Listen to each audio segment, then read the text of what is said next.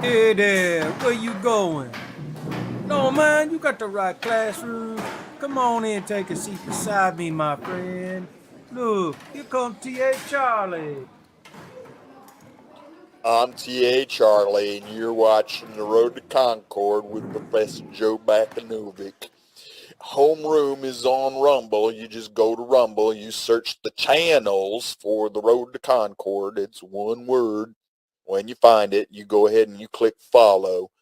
It might mean that you got to set up an account, but it's fast and easy and it's free. I did it. You can do it. For those slower members of class, you can also catch us on Facebook, on Twitch, and Twitter. And okay, sometimes on YouTube too, when Professor's not going to get himself censored. Mostly that's just Wednesdays.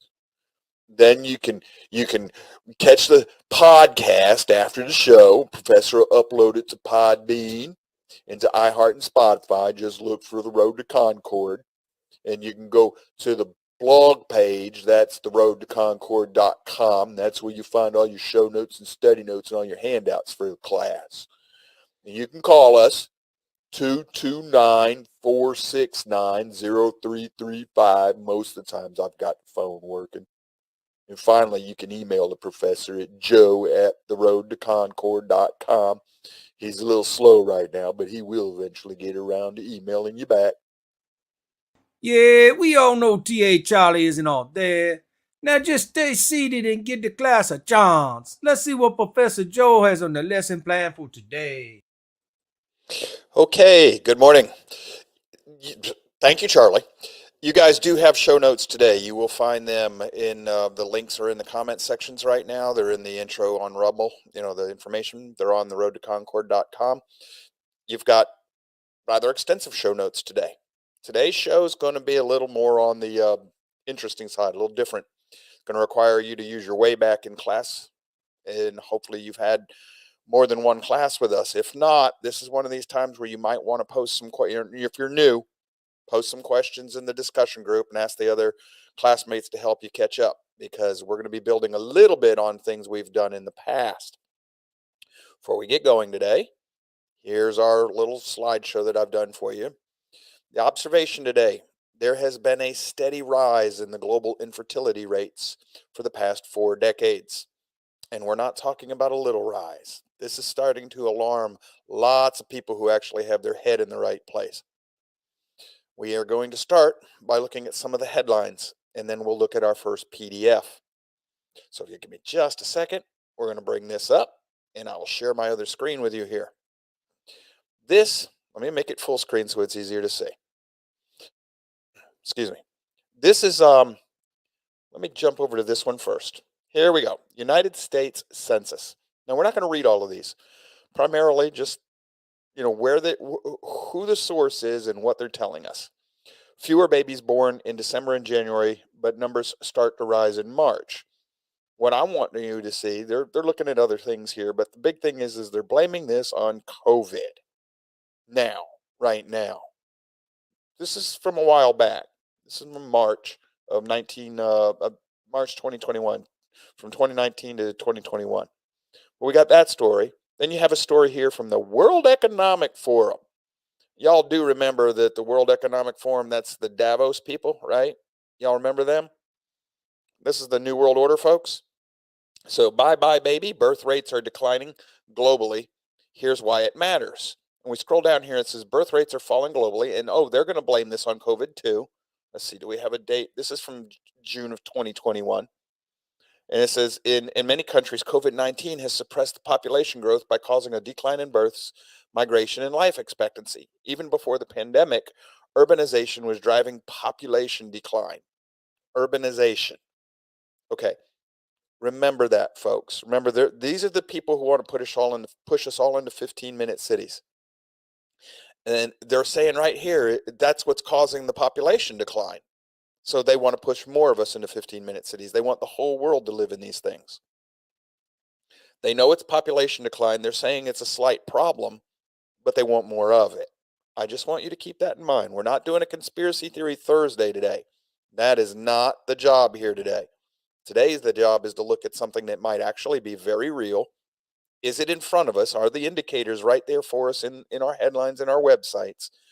And can we put a story together that would tell us that there might be something more going on here than just meets the eye? Remember, this is from the World Economic Forum. This is Davos. We just looked at the US Census page. This one here is NPR, the US government funded propaganda organization that claims to be news. And yeah, I've got a bias against NPR because what I just said is what they are. It says Baby Bust, explaining the declining US birth rate. This is from July of 2021. And they're gonna go into the U.S. birth rate fell by 4% in 2020, hitting a record low according to the Center for Disease Control (CDC). Again, private corporation. People are having fewer children than the 2.1 needed to maintain a steady population. That's been true for years across all domestic communities. In other words, it's throughout the whole United States. Now we're going to go to this one. This is the BBC News, kind of like their version of NPR. U.S. birth rate falls 4% to its lowest point ever, May 2021. There's the same thing. They're telling us that the U.S. birth rate is below its replacement rate. Then we're going to go to this one. This is for Cal alumni, California, right? Birth rates are declining rapidly. Don't panic. Okay, here's where I want you to start paying attention. All the scientists are telling us, panic!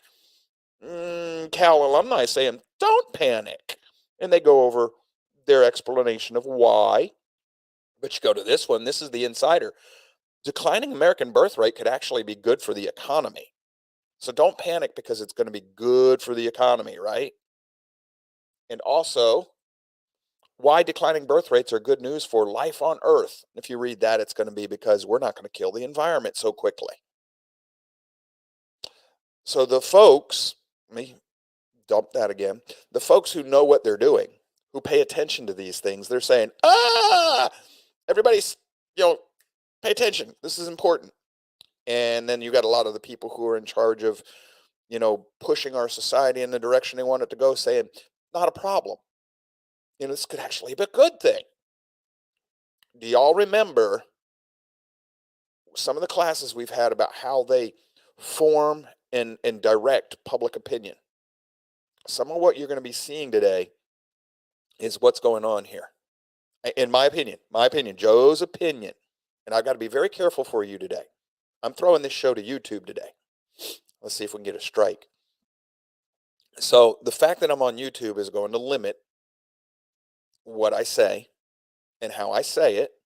So the more advanced members of class, I'm depending on you to put the pieces together for yourself in some cases, and if necessary, help the rest of the class along. Okay? Because I know there are a few of you out there in the class. I see you've checked in on Rumble. You're going to be able to follow along with this. You'll know where we're going today. So now we're going to go to our first PDF for the day. Let me get it up on the screen before I pop us in on the screen. All right. This one here is from ResearchGate, Religion and the Decline of Fertility in the Western World. I want you to pay attention to the dates. This is from January of 2006, so almost 20 years ago. Remember, the stories we just read, those are from 2021. Say it's all COVID. Pay attention to the dates I picked for you, and these are just certain select stories. There are more of them available. In this abstract, it's not the entire story. You'll have to follow the link up here if you want to see the whole story. But it says the linkage between family and religion has received no systematic treatment on a comparative basis, either in the social sciences or in the historical studies. As a sociologist, I'm telling you that's true. As a sociologist, I'm telling you that is a huge oversight by science. That's a bias against religion. And that's going to miss huge factors in fertility and birth rates in this country. Now I'm going to go to Premier Health. It's a health site, right? This is for women's health. This is what's up with the rising infertility rates. Now this is February 26, 2016, 10 years later. Infertility is more common than most people think. Today, as many as 1 in 7 couples trying to have a baby will experience infertility. In fact, recent studies show that after a year of having unprotected sex, 15% of couples are unable to conceive a child. And after 2 years, 10% of couples have still not achieved a successful pregnancy. That's dramatically different than it was 20 or 30 years ago. What's more, infertility is expected to increase in the future. By 2025, almost 10 million couples will encounter problems in having a baby. So what they're saying is 20 to 30 years ago, so 2006, 2096, and 2086, we've increased in 2016, 10 years ago, roughly, 7 years ago. We weren't having we were already seeing this increased rate. This is important, folks. Let's get you through it. I'm going to try and slow down here today. Let me do my best. Real quick. Let me do this real fast. Chase a quick rabbit. I got a note from one of the class members. Email. I read them. I'm a little slow in answering them right now. This is my last nasty week where I'm really busy. Things will get better after this. But I got his email and he said that I need to slow down. And he's right. And I know it. And I thanked him for it. And I told him I'll work on it. So it just caught me today. I need to slow down. I apologize. Forgive me. Let me work on it. I'll try to get better at this. All right, so back to our papers. But point is, I read your emails. Scientific American. And for those of you who might have children in the room or something like that, we're dealing with fertility rates today, folks. There's going to be some language I don't want you to, if you're not wanting to do so, I don't want you to have to and explain to youngins. So either, take your leave of us now and come back to the show when you have time to watch the replay, or remove the little ears. But I mean, it's all going to be technical language, but still, I know how it is. I've had kids. Some things you just might not want to explain just yet, depending on who your surrounding audience is that might overhear us. So, Scientific American, the sperm count dropping in the Western world. The trend has occurred over 40 years. Now, this is from July 26, 2017. This is 1 year later than the story we just read. London, Reuters. Sperm counts in men from America, Europe, Australia, and New Zealand have dropped by more than 50% in less than 40 years, researchers said today. Now, for those of you who pay attention to these things, that's Ephraim and Manasseh. Not that it really matters. They also said that the rate of decline is not slowing. Okay, I'm just going to read the highlighted sections I have for you today. This study, the one we're reading here that we're referring to, this study is an urgent wake-up call for researchers and health authorities around the world to investigate the cause of the sharp ongoing drop in sperm count. Remember, we just read several stories that said, don't worry, this is a good thing. These people here are saying urgent wake-up call. You've got conflicting messages. So it says the analysis did not explore reasons for the decline, but researchers said falling sperm counts have previously been linked to various factors such as exposure to certain chemicals, pesticides, smoking, stress, and obesity. This suggests measures of sperm quality may reflect the impact of modern living on male health and act as a canary in the coal mine, signaling broader health risks, they said. Studies have reported decline in sperm count since the early 1990s. Remember, I'm just reading the highlighted portions today. It said the results published in the journal Human Reproduction Update showed a 52.4% decline in sperm concentration and a 59.3% decline in total sperm count among North American, European, Australian, and New Zealand men. Folks, that's a problem, because if it reaches a certain point, it's even though you have viable sperm there, gentlemen, you're considered infertile, and the chances of actually having a child are next to nothing. Next part I highlighted here for you says, no significant decline was seen in South America, Asia, and Africa. These researchers noted, however, that far fewer studies have been conducted in these regions. That's true. But remember, I started this study with a connection to religion. A lot of these areas have religious connotation. I know what they're going to say this is because of. They're going to say it's because the ladies in South America and Asia and Africa, they don't have access to healthcare and family planning and everything. And I'm not discounting that. But I'm also telling you there are religious influences here that these studies never address. And that's important. We should not discount any factor in our calculus. Unfortunately, some of the studies we're going to see today do. That's why I started with the story I did. It flat out tells you nobody ever studies this. It says, an unanswered question is whether the impact of whatever is causing declining sperm counts will be seen in future generations of children via epigenetic gene modifications or other mechanisms operating in the sperm. Now, I don't know if that's naturally occurring gene modifications or if that's man-made or man-influenced. Understand what I just said, man-influenced. Finally, it says Richard Sharp at Edinburgh University added, given that we still do not know what lifestyle, dietary, or chemical exposures might have caused this disease, or no, excuse me, this decrease, sorry, eyeballs caught me there. What may have caused this decrease, researchers' efforts to identify them need to be redoubled and to be non-presumptive as to cause. In other words, don't go into this thinking you already know what it is. In other words, this is somebody calling for sound science, good science, right?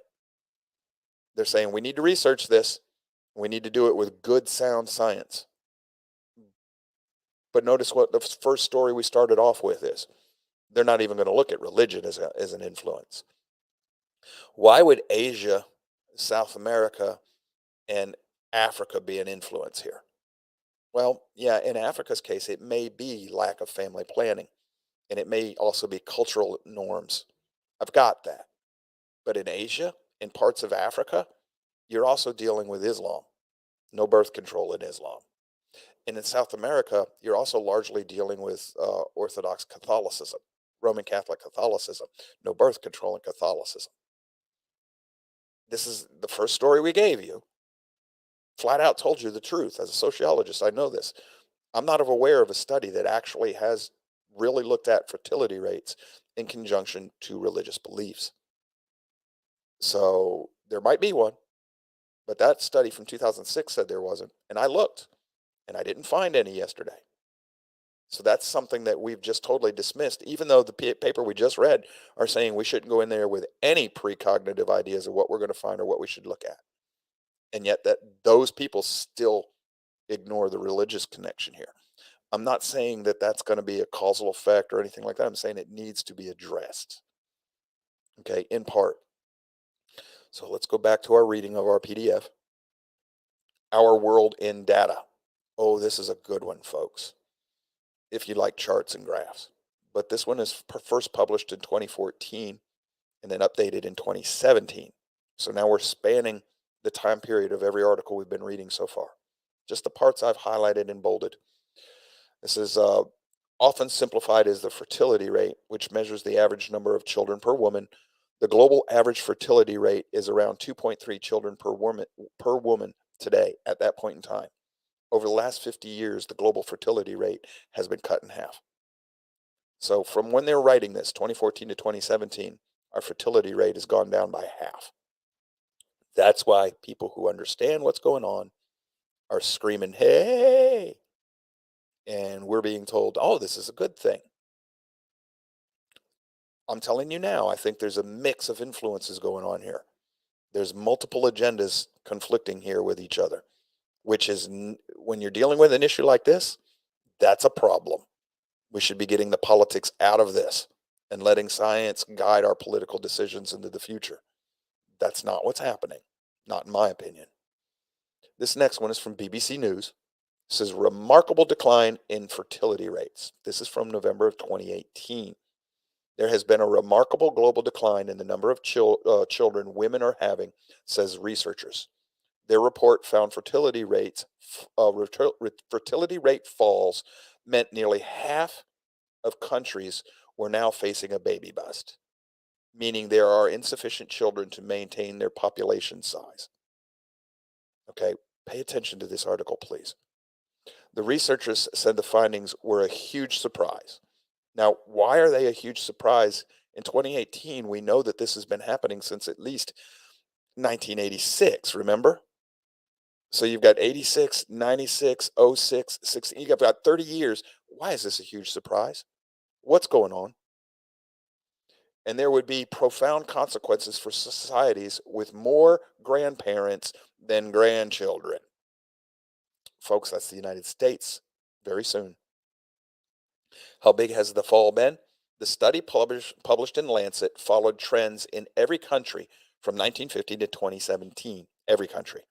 In 1950, women were having an average of 4.7 children in their lifetime. The fertility rate all but halved to 2.4 children per woman by last year. It's down below that now. We'll get there. But that masks huge variations between nations. In other words, certain nations don't have this problem as much as others. It says the fertility rate in Nigeria, West Africa, is 7.1. But in the Mediterranean island of Cyprus, women are having no children or one child rather on average. One child. I said no children because we had that story yesterday where we showed one town in Japan has had no children born for the last several years. And these things are mixing in my head. I apologize. In the UK, the rate is 1.7, similar to most Western European countries. Remember, 2.1 is the rate you need to maintain your culture, your society. If you have below 2.1, your society is shrinking. Whenever a country's rate drops below approximately 2.1, then populations will eventually start to shrink. This baby bust figure is significantly higher in countries which have high rates of death in childhood. At the start of the study in 1950, there were 0 nations in this position. Not anymore. Okay, we'll read this. Here's some charts and graphs they show you. You can go over these later if you want. I'll bring you a few of them later. We're not going to spend too much time on these right now. Said which countries are affected? More economically developed countries, including most of Europe, the US, South Korea, Australia, have lower fertility rates. This is also Japan. It can also take a generation for changes in fertility rate to take hold. In other words, for you to see them. We will soon be transitioning to a point where societies are grappling with declining populations. Go down here. The fall in fertility rate is not down to sperm counts or any of the things that normally come to mind when we think of fertility. Instead, it is being put down to 3 key factors. Fewer deaths in children, meaning women have fewer babies, greater access to contraception, more women in education and work. In many ways, falling fertility rates are a success story. Okay, that's a political comment right there, folks. Where women are having most children, Nigeria, Chad, Somalia, Mali, Afghanistan. Now, these countries there, that's cultural. Afghanistan, South Sudan. Some of these here, it's also religious.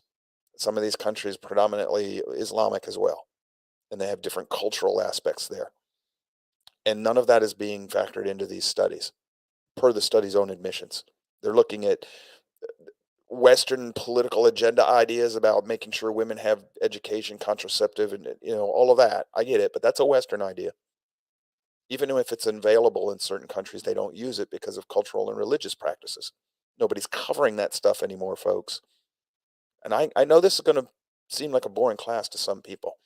Gosh, I hope you stay with me today. What will be the impact? Without migration, countries will face aging and shrinking populations. Everything we plan for is not just driven by the numbers in the population, but also the age structure that is changing. So fundamentally, we haven't got our heads around it yet. It says at a global level, there is no migration solution. In other words, there's not enough people to migrate around the world to fix this. What about China? It says it too is facing the challenge of fertility rates, which stood at only 1.5 in 2017 and has recently moved away from its famous one-child policy. The reason developed countries need a fertility rate of 2.1 is because not all children survive to adulthood, and babies are ever so slightly more likely to be male than female. But in China, the report shows for every 100 girls born, there were 117 boys, which imply very substantial sex-selective abortion and even the possibility of female infanticide. That means that even more children need to be born to have a stable population in China. All right. Some of what I want you to understand here. We're going to stop here at a moment. Okay, so you've got European authorities. They know this stuff. They've known this stuff for a while. European, American, all these countries where we're allowing seemingly free immigration for no reason whatsoever, right? We're not stopping them at the borders. Europe has an influx of immigrants from Northern Africa and that part of the world. The United States, it's coming in from South America. if you are a leader of those countries and you know your population is in decline and you know your population is aging, you have two problems. You've got to do something about the elderly who are going to need to be supported, and that's going to be a drain on your resources, especially if you don't have enough young people to come up and run the economy. So where do you get the people? Well, immigration, right? Now that's going to create a whole bunch of other problems, but understand me, this is what happens when people think they understand what they're doing, but they really don't. They make decisions based off of what they think, it's just the simplest problem in front of their face. Hey, we need people, cheap labor. Okay, so they allow all these people in. Look what it's done to Europe. They didn't even pay attention to the cultural and religious aspects of the people they were importing. And it's tearing parts of Europe apart. Same thing in the United States. Now, it may be that the leaders knew about this and just didn't care. That would be a huge mistake. But this is one of the factors we have going on here. And if you have a long enough memory, if your memory is good enough, you'll remember Rush Limbaugh used to discuss this in the 1990s when he was talking about NAFTA. He's saying that in part, they want the cheap labor to come across because they're trying to level the whole world economically so we're all equal, and because we need to replace the part of the American population that will no longer do the jobs that these immigrants will do. Do not ever for a second start letting yourself believe that the people who are running our society are not aware of the things we're discussing today. They are. And in some cases, I think they are the direct cause of these infertility problems. We'll get to that. Like some of the ones we just read here, the causes are, we've got more people in cities, more women working, wider contraceptive, but it's more than just that. It's more than that. There are other countries that are linking this to the food we're eating, to the lifestyle we're living, to the chemicals in our environment. We're going to read some of those. But the point here, folks, is this is not trivial. I know we're dealing with huge numbers most people don't understand. They're like, well, 1% a year, big deal. How many of you all understand compounded interest? 1% is not a big number, but if I give you 1% a year over time, what's that do to your bank account? Yeah. If you understand what I'm talking about, that's not trivial. Well, we're talking about population on the globe. Now, there are some people think, oh, that's a good thing because we got to get it down to 500 million. And then there are some people who realize that if you do that, you might keep going past that 500 million to zero. So let's keep reading our PDF. This one is from the BBC News. Fertility rate, jaw-dropping global crash in children being born. Same source as the one we just read. This one's from July 2020, so it's more recent. This one I highlighted. This, if you read no article in the PDF today, this is the one to read. The world is ill prepared for the global crash in children being born, which is set to have a jaw-dropping impact on societies, say researchers. Falling fertility rates mean nearly every country could have shrinking populations by the end of the century. And 23 nations, including Spain and Japan, are expected to see their populations cut in half by 2100. Countries will also age dramatically, with as many people turning 80 as there are being born. That is a problem, folks. That is an economic disaster. The fertility rate, the average number of children a woman gives birth to, is falling. If the number falls below approximately 2.1, then the size of the population starts to fall. In 1950, women were having an average of 4.7 children in their lifetime. Researchers at the University of Washington's Institute for Health Metrics and Evaluation showed that the global fertility rate nearly halved to 2.4 in 2017, and their study, published in Lancet, projects it will fall below 1.7 by 2100. Here's the graph we just saw. This is why we didn't read the first one. This is a later prediction. That number over here on the left, right here, hope you can see the cursor if you're watching the chalkboard. 1.5, we're going to be there by 2100. If we don't change that, that's an extinction level event, folks. That's what that means. That's an extinction level indicator. Now, yeah, you don't care because you won't be around. Your children and grandchildren might be. And it doesn't bother you that you're not, if you're not thinking about the future of humanity in these terms, why are you worried about the green movement? Renewable energy. Who cares about that, right? Why is it all a push about, hey, we got to save the planet for humanity with energy, which actually affects whether or not you can stay free and independent? But we're not worried about having people to save, to enjoy the world we're saving. Do you see the incongruity here? The same people who are saying, hey, you got to have green renewable energy and we got to push all of you into these cities, the same people, they know that stuff about energy. We're going to destroy the planet. There'll be no place for people to live. That's the same group of people who aren't doing a thing about the fact that there may not be anybody to enjoy what they're trying to save. That that's a dichotomy of thinking. That's an inconsistency. If you know anything about logic, inconsistency should bother you. This doesn't seem to bother these people, which doesn't mean anything. It's not causal, but it is a possible indicator that we're dealing with something more than what meets the eye. It could indicate an agenda behind the scenes. Could. This article continues. It says, as a result, the researchers expect the number of people on the planet to peak at 9.7 billion around 2064 before falling down to 8.8 billion by the end of the century, meaning fewer people by 2100 than we had at 2000. That's a pretty big thing. Most of the world is transitioning into natural population decline, researcher Professor Christopher Murray told the BBC. I think it's incredibly hard to think through this and recognize how big a thing this is. It's extraordinary. We'll have to reorganize societies. Never let a crisis go to waste, folks. Why is the fertility rate falling? Instead, it is being driven by more women in education and work, as well as greater access to contraception, leading to women choosing to have fewer children. In many ways, falling fertility rates are a success story of the feminist movement. In other words, you've come in, you've said it's all patriarchy. That's not the way the world works, even though that's how nature works. Mama usually takes care of the children in most species, and in others, both parents. But what we've done is we've come up and we've interrupted the natural way for human beings because we've said, well, that's not the way it's supposed to be. So we disrupt it and we mess it up. And then we go, oh my God, look what we've caused. Oh, this must be because of everything other than what it might actually be. So now we're not going to look at religion. We're not going to look at culture, and we're not going to look at political agenda.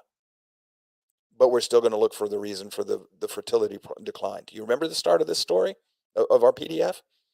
The one article said, let me pop over here for a second. The one article says we need to keep an open mind when we look at this because it's that important. But we're not going to talk on religion. We're not going to talk on culture. We're not going to talk on political agenda. What if all three are the ones that are actually causing your infertility problems and you're not going to look at them? Well, then you're going to go find a cause that isn't the cause. And you're going to make your data fit your cause. Now, I'm not saying that those three things, religion and culture and a political agenda are the cause. That's not what I'm saying. I know this might sound nuanced to people, but what I'm telling you is typical to everything human beings do. It's a human nature issue. I've got my biases, and I'm not going to address them. It can't be culture. It can't be religion. It can't be my political agenda. It's got to be something else. Man's destroying the environment. That's causing it, as you'll see in a second. So that's got to be the solution. So your data is always going to point in that direction. That's a huge no-no. And it's even recognized in that one article we read. And yet, even though that article says, hey, we got to do this without bias, science is turning around and doing it with a bias. So if you miss three possible solutions that might all be contributing to the problem, you're not going to be able to solve the problem. That's the point. The article says, which countries will be most affected? Japan's population is projected to fall from a peak of 128 million in 2017 to less than 53 million by the end of the century. So they're going to be cut in half in the next 80 years. Folks, when that happens, I guarantee you Japan will fall to China. Promise. Italy is expected to see an equally dramatic population crash from 61 million to 28 million over the same time frame. That's more than 50% cut. These are two of the 23 countries, which also include Spain, Portugal, Thailand, and South Korea, expected to see their population cut by more than half. That's jaw-dropping, Professor Christopher Murray told me.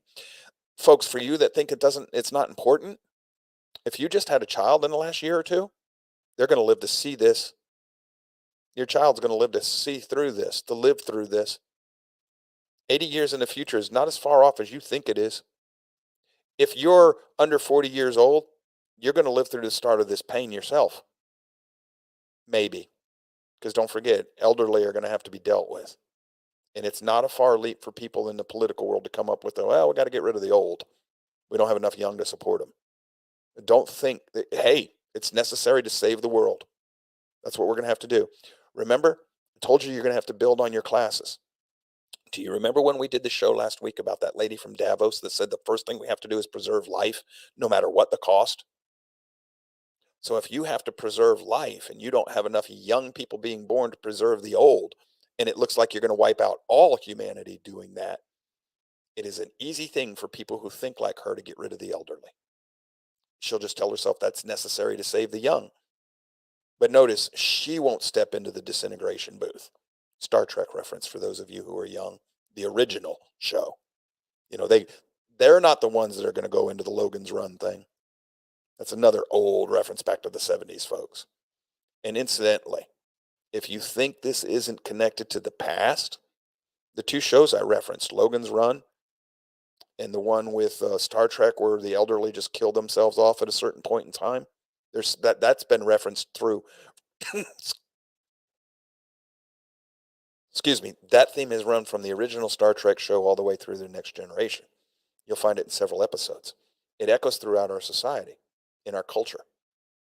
It might be, predictive programming. I don't know. To me, I think it's also got something to do with spiritual echoes in time. But that's me.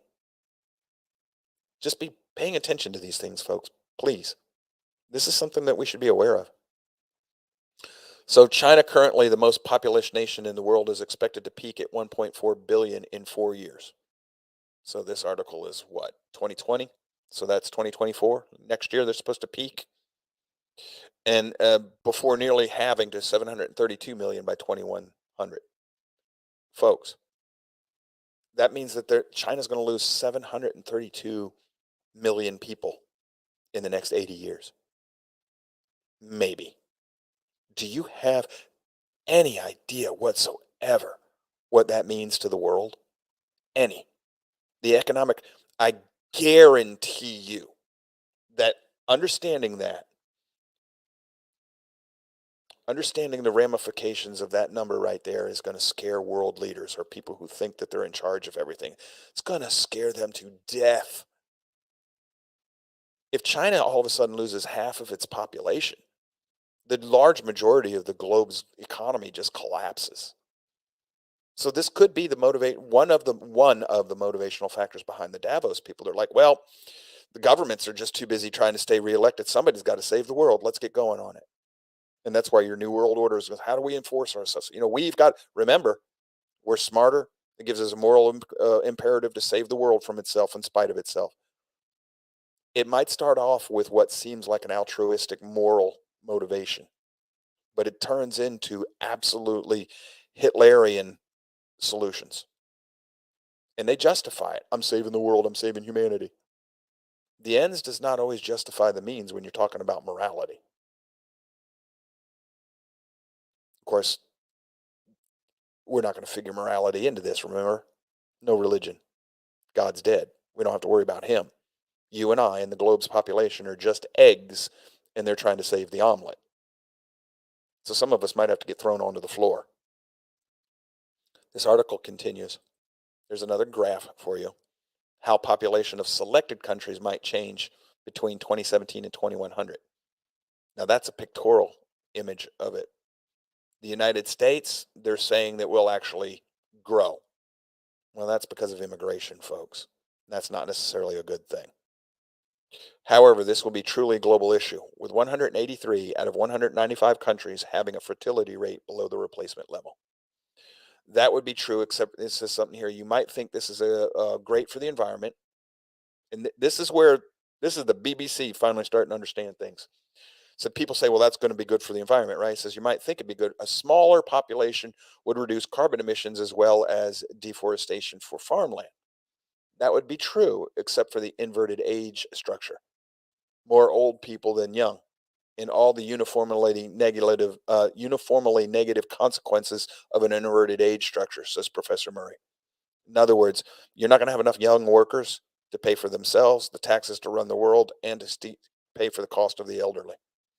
The study projects the number of under fives will fall from 681 million in 2017 to 401 million in 2001. The number of over 80 will soar from 141 million in 2017 to 866 million in 2100. So what he's saying is there's going to be twice as many people in the 80s and over as there will be people under 5 years old by the year 2100. That's going to have people saying that you have to kill off the elderly, and they're going to move on it. They're going to act on it. And in a certain logic, that would be the right thing to do. But at that point, how do you not become Hitler? Professor Murray adds, it will create enormous social change. It makes me worried because I have an 80-year-old daughter, no, an 8-year-old daughter rather, and I wonder what the world will be like for her. Who pays taxes in a massively aged world? Who pays for health care for the elderly? Who looks at the after the elderly? Will people still be able to retire from work? We need a soft landing, argues Professor Murray. And then down here, why is fertility rate below the threshold? You might think the number should be 2.0, blah, blah, blah. But it says nations with higher children mortality rates. It goes over some of this stuff. It says to be successful, we need to fundamentally rethink the global politics. Here's the point I want you to start looking for. This is what I want you to pay attention to. They just gave you the reason for one world government. They just gave you the reason for communism. That's what they're going to use to told you. Right problem identified, wrong solutions. The distribution of working age populations will be crucial to whether humanity prospers or withers. In other words, if one country has a whole bunch of young people, you're going to have to redistribute them so that they have to take care of grandma and grandpa of other countries. That's the type of things he's talking about right here, folks. I want to finish the PDF here before we go to the break. So we got another 18 minutes. Let me keep going. Scientific America. Reproductive problems in both men and women are rising at an alarming rate. A likely culprit is hormone disrupting chemicals. They're all throughout our culture. This is 2021, March of last year, almost just a little over 1 year ago. What we think of is the fact that the whole spectrum of reproductive problems in males are increasing by about 1% per year in Western countries. This is 1% effect. Includes the rates of declining sperm counts, decreasing testosterone levels, and increasing rates of testicular cancer, as well as a rise in the prevalence of erectile dysfunction.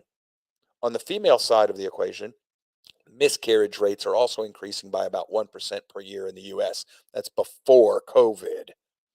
And so is the rate of gestational surrogacy. Surrogacy, yeah.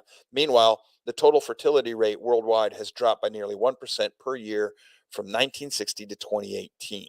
Remember what I told you about compound interest? This is an issue. It says, but it's a huge deal.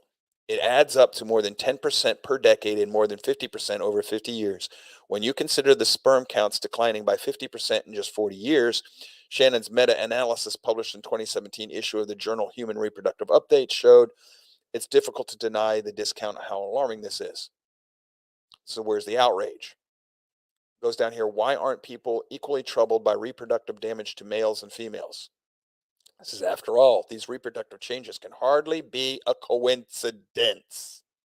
They're just too synchronous for that to be possible. That's where I want to talk to you.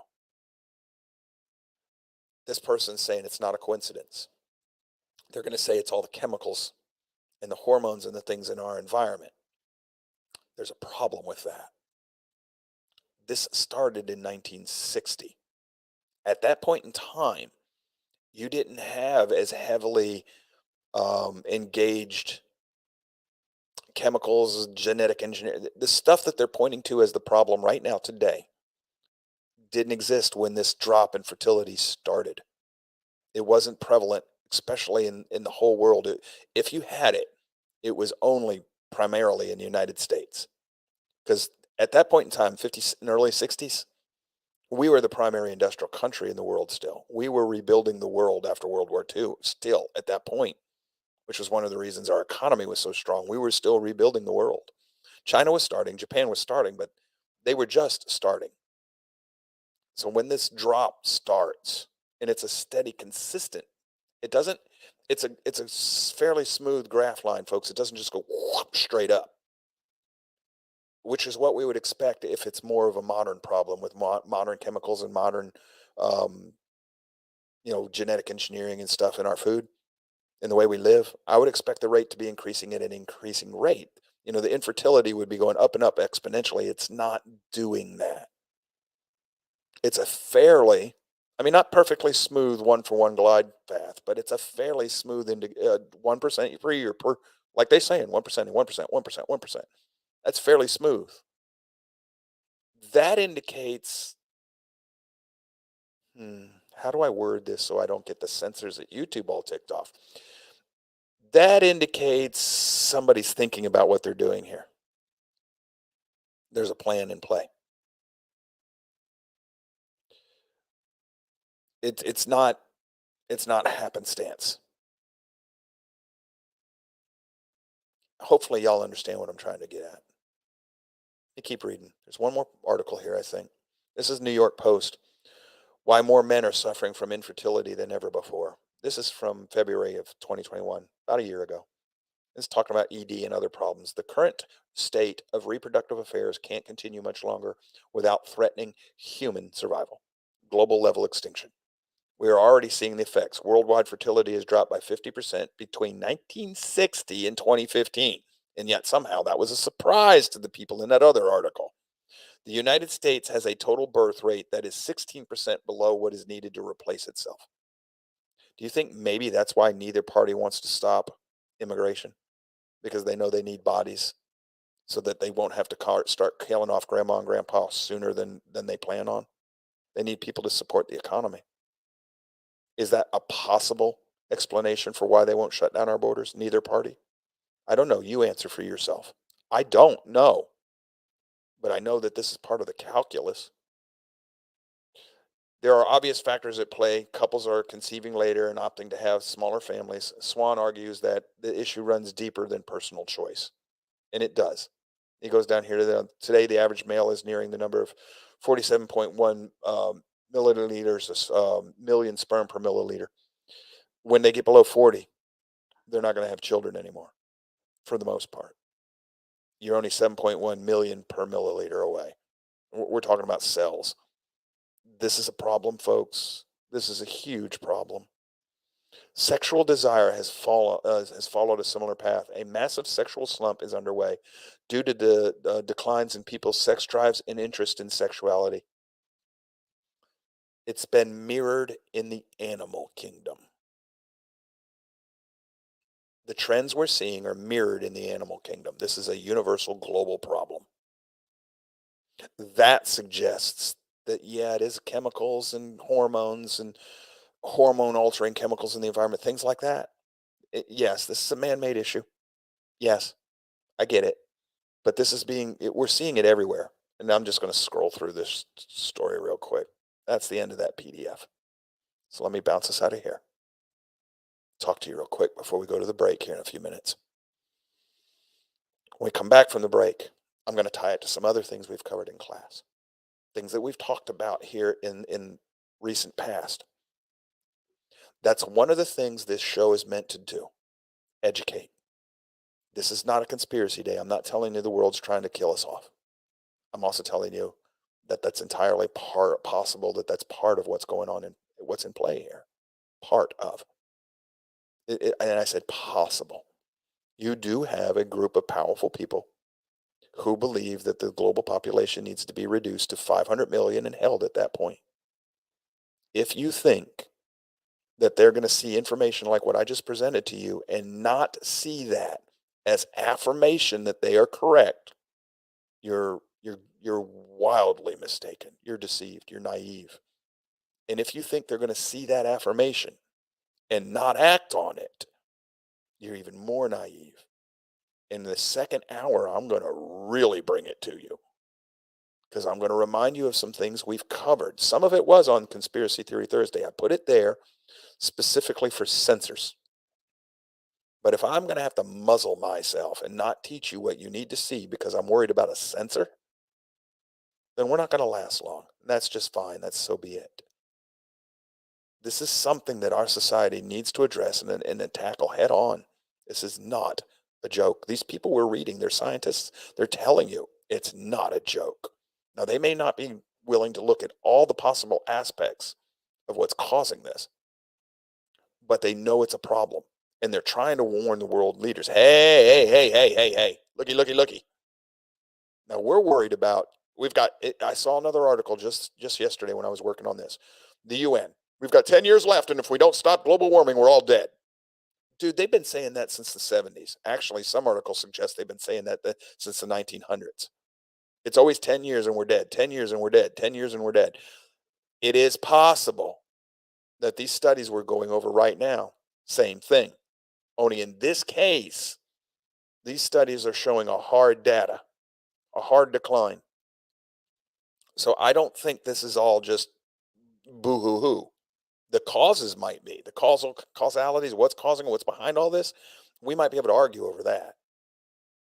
But the reality of the global decrease in fertility rates and childbirth, that's a real thing, man.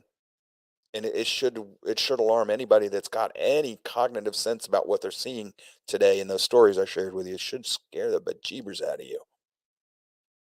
Especially since most of us listening here, this is going to affect you, your children, and your grandchildren. This is a here and now in your life. Some of what I'm going to show you in the next hour, oh boy, that's a whole different kettle of worms. Yeah, you want to see here the next hour. The next hour is where it's going to start going, oh, I don't understand, Joe.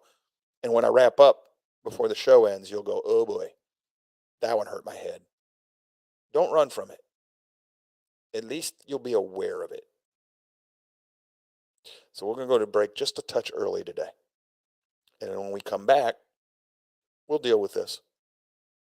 We'll keep showing you some more things that you might not have been aware of that hits right on line with what we just read. See you in 3 minutes.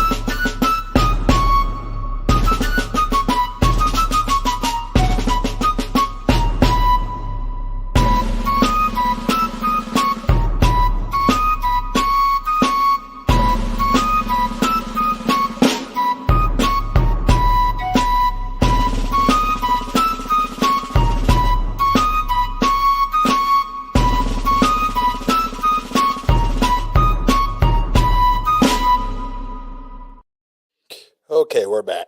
Drag our feet just a little bit. I know we got to work on the break. We're going to be getting to that real soon. We'll do a little housekeeping while I wait, give everybody else in the class a little bit more time to get back from whatever they're doing. I met with the real life Charlie this past Sunday. We were looking at the studio, going over a few things. Going to be ordering some equipment today. Should have it all set up within the next few days. My world starts to lighten up next week officially. And hopefully you're going to start seeing some of it going on in the show here. I might even actually put a real live chalkboard up in the studio, kind of like Glenn does, where I could use that from time to time. Start using, the big screen behind me, more use of the graphics. I know the whole purpose here, audio visual learning effect. And we're going to start with a little bit more repetition, trying to teach, trying to actually teach. Try to entertain in the process to keep your attention. But the goal of this show has always been to teach, to share what I've learned in my life with others, and for y'all to share with us as well. It's a classroom.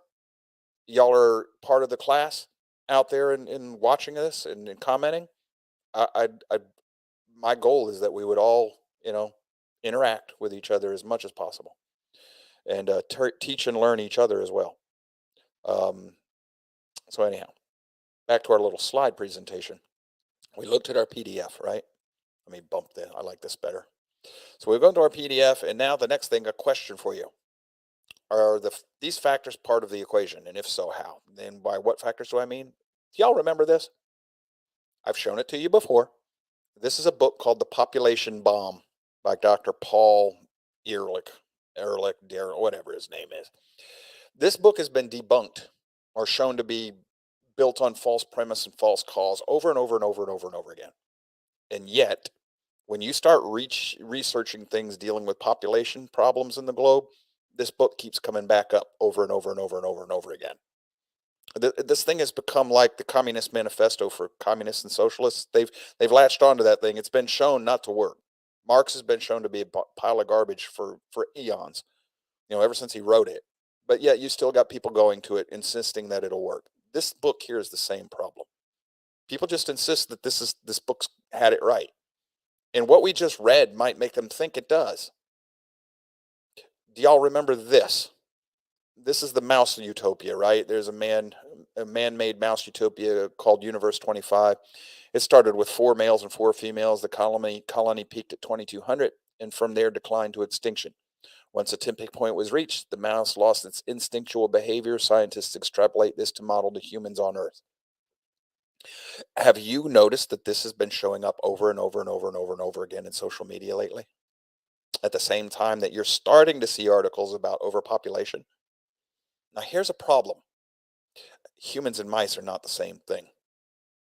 And to compare us to mice is to say that that's all we are as animals. Remember I told you that when we deal with population and fertility problems, nobody wants to look at the religious aspects. Nobody wants to really look at the morality aspects of things. They want to take all spirituality out of it. If you remove what I believe is at least 1/3 of the equation, if not more, if you remove that, you're never going to make your equation balance. Ever. No matter what you do. But this thing here, I've been seeing this in my internet feed everywhere. It's almost like somebody's feeding this to me here recently for some reason. Now, this is what the study showed. This is a graph of his mouse utopia. And it reached a point where the mouse population just fell to nothing. But it wasn't because of infertility problems, folks. It was because they changed the behavior of the mice. They reconditioned them. And then they just kind of isolated themselves.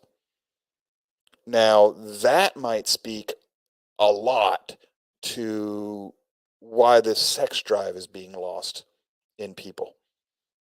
And it's primarily like in Japan. Japan's the place to really, really study this phenomenon, this sex drive being lost. The ladies in Japan still want boyfriends, and then occasionally they still want to, the boys don't. The boys are all caught up in their video games. And to some extent, the girls are caught up in their phones as well. Nobody's paying attention to what social media has done in the industrialized countries where the fertility problem is the largest, is the biggest and the most important. And nobody's paying attention. Why would this be more of a problem in cities than it is in rural areas? The more rural you are, the more you have to work every day to keep up, to make enough to keep your living. The more city you are, the more leisurely you are, the more Rome you become. The more rural, well, I'm just going to throw you into the pew. The more Hebrew you become. The more urban, the more Roman you become. And the more Roman you become, the more fragile you become. The more Hebrew you become, the more robust you become. And I'm talking about your culture. We're not talking about necessarily your religion here, even. I'm talking about your culture. So that when Islam invaded the classical ancient world, the Roman world and the Roman Empire, when Islam came out of Arabia and invaded them, they were amazed at how effeminate the Roman men were and how easily defeated they were. And then when they ran into the remnants of the Hebrew tribes that had been scattered throughout the world in tours up in the Caucasus Mountains area, and they were stopped both times dead in their tracks by people that were considered barbarians according to the Roman way of looking at things. In both cases, those people were rural. They were farmers. In the Battle of Tours, that was primarily their weapons. They beat the Muslim swords and bows with hoes and pitchforks, literally. So what I'm getting at is culture, and religion does influence culture, but the cultures here are not being examined in the infertility rates and the loss of sex drive. Nobody's paying attention to that. I don't get it. You're supposed to be smarter than this, they're scientists. Another question. Are the following factors also part of the equation, and if so, how? Now, this is not going to seem how's this connected to what we're just talking about, Joe? Pay attention, I'll show you. Y'all have heard about the Drake equation, right? The Drake equation is a probabilistic argument used to estimate the number of active communicative extraterrestrial civilizations in the Milky Way galaxy. How many civilizations out there are smart enough to know how to communicate with us? The equation was formulated in 1961 by Frank Drake, not for purposes of quantifying the number of civilizations, but as a way to stimulate scientific dialogue at the first scientific meeting on the search for extraterrestrial intelligence. In other words, he just made it up to get people talking. It's become a fixation in science, almost like it's a matter of fact. It isn't. But here's certain, this is a presentation of the Drake equation.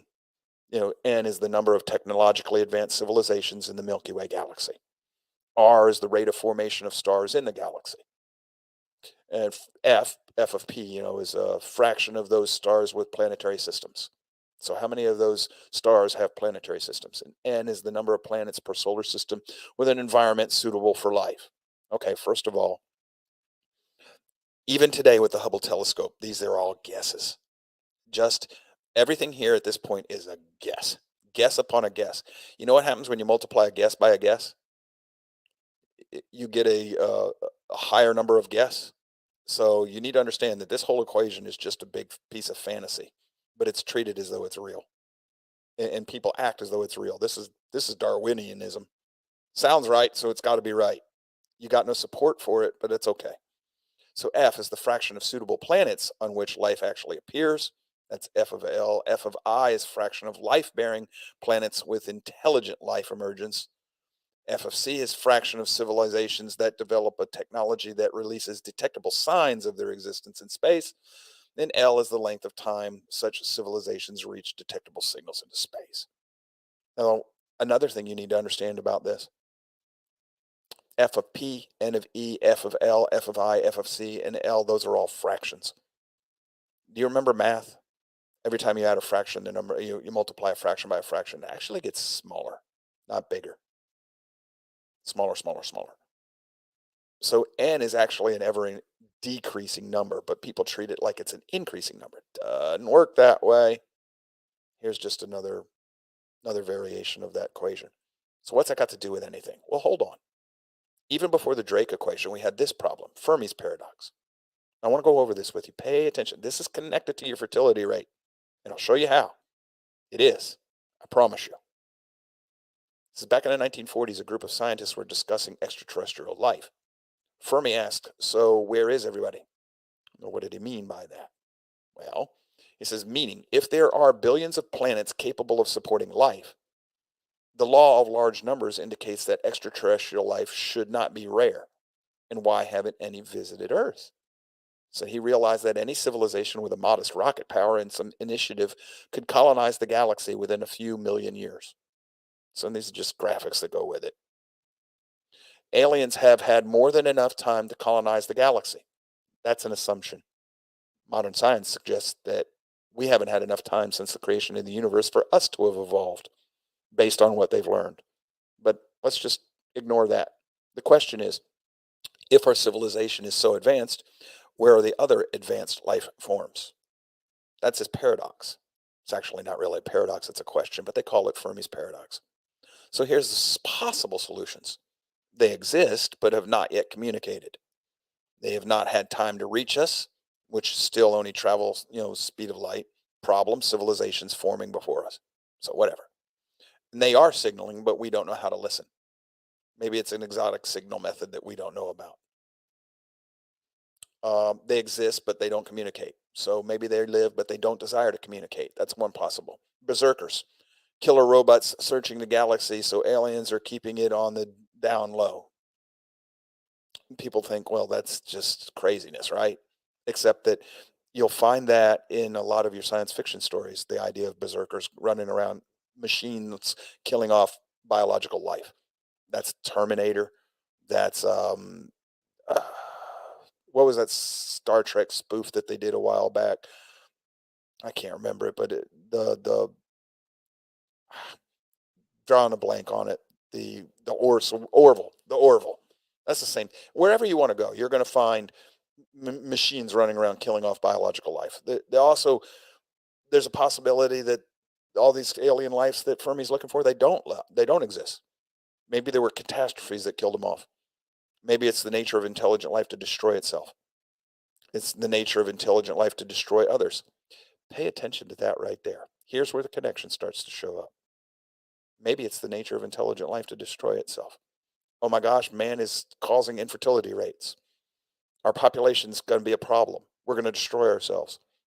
See, I knew I had to do something about controlling the population on this planet so we don't destroy ourselves. See, I'm the first one that's realized what's going on here. So I've got a moral imperative now because I must be smarter than everybody because I recognized it and I'm the only one that sees it. So I've got to go stop everybody from doing it.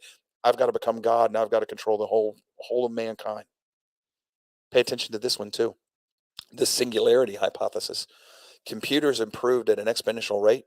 The next phase of evolution might be conversion from biological to software-based life.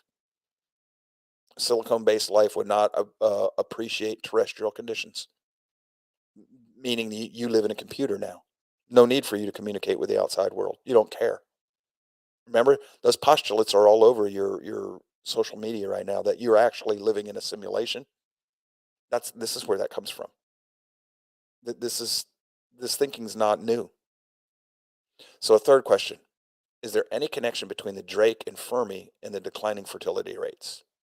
And this is where I want to stop. And we're going to pop into our there's another PDF I want to share with you. You've got 2 of them in your show notes today.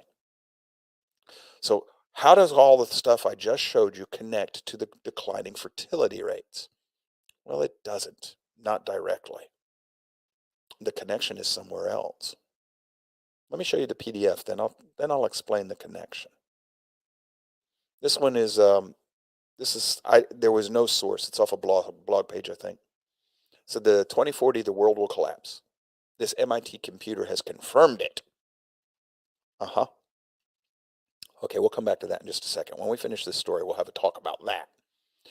A computer program developed at MIT predicts that we will see the end of civilization in 2040. We must expect the first catastrophes already in 2020. That's when this is from by Mark Botha, and it was written in 2019. Oh, the first catastrophe was COVID. How self-affirming. Is this predictive programming or is this actually something that happened? I don't know. Do you? Oh, that's part of the problem. We don't know anymore. It says MIT researchers originally developed the World One program in 1973 to simulate global sustainability. Instead, it predicted the end of the world. In contrast to various other theories about the end of civilization and ultimately the world, the predictions made by the computer in 1970 have so far proved to be true to an alarming degree of accuracy and variety. All right, well, I'm just going to stop here and deal with this. We're going to finish reading this article. We are. But first things first, it's a model. Garbage in, garbage out. If you put assumption in, you're going to get confirmation out. If it comes out with something that you see that you can fit into, this is like, you know what? Let's pop you in the pew. This is what happens when people read something in the Bible's prophecies and then they see something in the world and they say, see, that's got to prove that I was right about that understanding of the prophecy. Not necessarily. Not necessarily. Causality and correlation are two different things. So if the computer program, hey, we're going to see a decline in fertility, that doesn't prove that mankind's going to end itself. We might fix it. Remember, we had that model. If we don't do X, Y, and Z, 200 million people are going to die from COVID or whatever. Remember the model that was going to that caused the whole world to close itself down? Turned out to be garbage. Yeah, the model was garbage.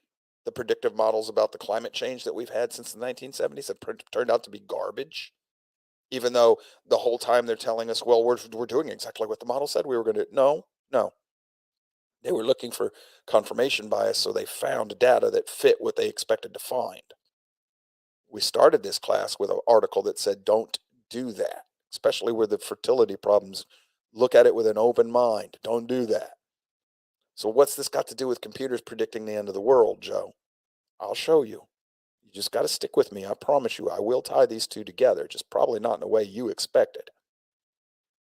But just because this model seems to be following, the man seems to be following the predictive of the model, don't put too much faith in this. Not the model, but put faith in the fact that people have accepted it as being gospel. The computer can't fail. Those people are what I want you to focus on. Those people are the problem. We can use this model as a tool, but don't take it as being something that is guaranteed. And I'll explain why in a few minutes. Let's finish reading this. So we go down here. It says 2020 will be the first disaster milestone. The program produced the required model, but in the form of the scientific had not expected. It predicted that the population and industry expansion would lead to the world to global collapse by 2040. The first milestone set by the logarithm in 2020 was an abrupt drop in the standard of living. Excuse me. We've had that globally because of COVID. The model didn't predict COVID. It predicted a drop in the standard of living. We didn't have that. Our standard of living was going up under Trump and other parts of the world. So you get COVID and a lockdown, which then produces the drop in the standard of living. And then they go, see, the model predicted this. No, you made the model's prediction come true through your own actions. That's what I was just trying to explain. But they're going to see it as, see, the model's right. I got to act more. I got to act more. Their actions are going to create exactly what the model's predicting. The model didn't predict, hey, we're going to have some stupid idiots that they're just dumb monkeys that are going to try to take over the world, that are going to cause all this to happen. That's not what it predicted. It predicted man's going to kill himself. See, correlation, two things happening side by side, does not mean one caused the other. That's causation. This is an important concept they will not teach you in school anymore unless you take a statistics class or a logic class, both of which are electives now, not mandatory. You keep reading that thing. It says a computer model from 1973 may not be the best way to predict the future, especially since many factors have changed in the meantime. Now that is a rational statement. It says, do we still have a chance of being rescued? Now that's assuming that the model is still true. Just said it may not be the best way to do this. Now say, can we still be rescued? The language itself says that the author assumes that the model is correct and he's writing accordingly. And according to the experts at the Club of Rome, the collapse can only be prevented if nations like the U.S. and China stop devouring global resources. In other words, we got to go to a world government and communism to save us.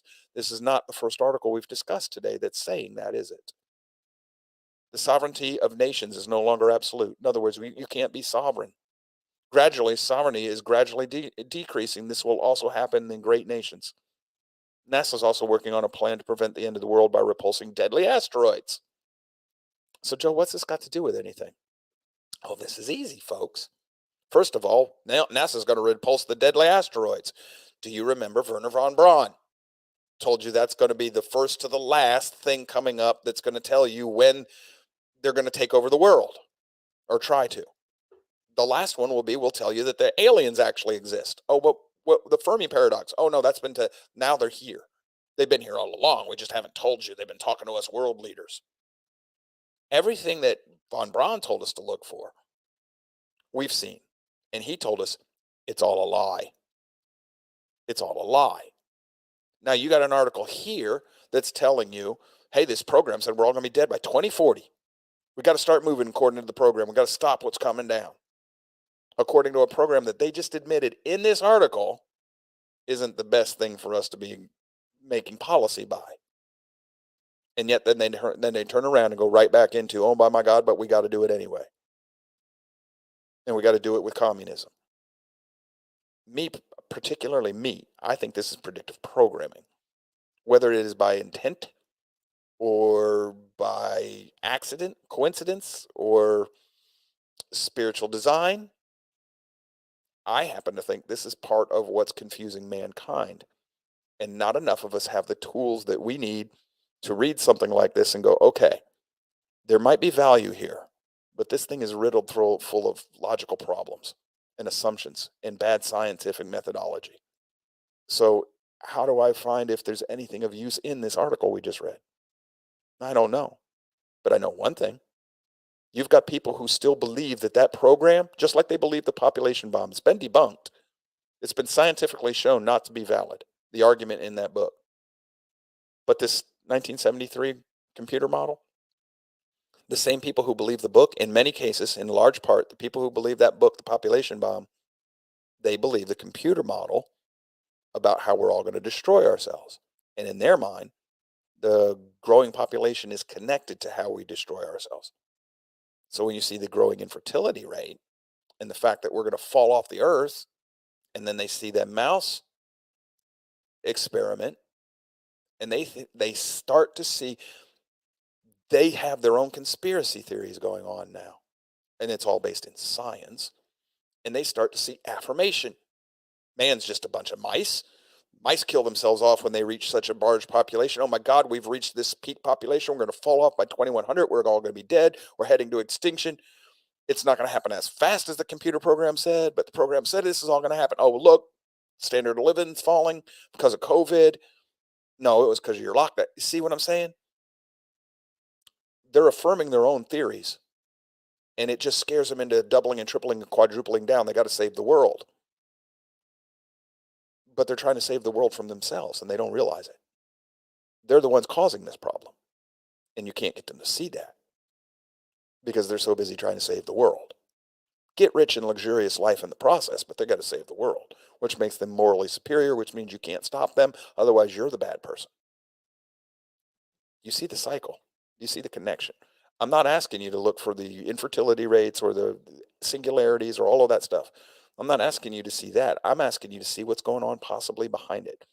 And I say possibly to leave doubt in this equation, but I have studied this long enough to know exactly where these people have said these things and connected them all. That's not as easy to teach you. That requires reading books upon books that don't have pull quotes.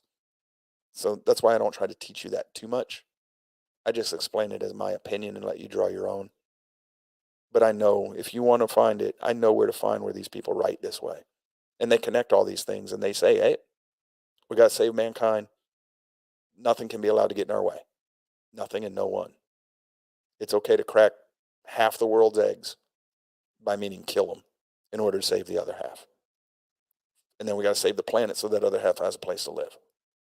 So I can crack half of those half that I keep to save the planet. Oh, look, man, I cracked so many eggs. I got down to 500 million. Shazam! Party time. Somehow or another, all of these people will be in that 500 million. I don't know how that calculus works, but it just seems to work out that way.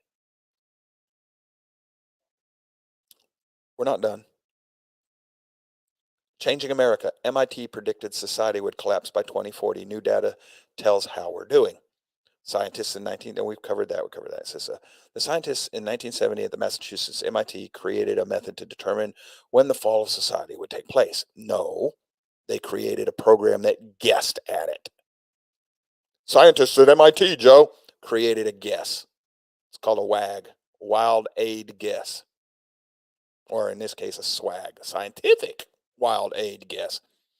The method indicated the fall would be some point near the middle of the 21st century, around 2040, and so far, their projections have been on track, new analysis suggests. Global ecological and economic collapse is coming in the middle of the 21st century, the Guardian reported. The Earth, according to LTG, had been terraformed beyond repair by greenhouse gases from fossil fuels. So then, hey, if this is true, like they're saying, then just eat, drink, and be merry, for tomorrow we die. Terraformed beyond repair means that everything they're pushing on us right now, per their own words here, isn't going to help. So just let's eat, drink, and be merry, and let the world go its merry way. And if it can be fixed, you haven't proven that we've done this. You haven't proved that we've terraformed it beyond repair, and you haven't proved that we can fix it. You haven't proved any of that. You've swagged it and then assumed that it's real. You're acting as though your assumptions are correct. Now, don't get me wrong, folks. A lot of what's going on in the world, man had a hand in doing it. Yes. But their solutions, no.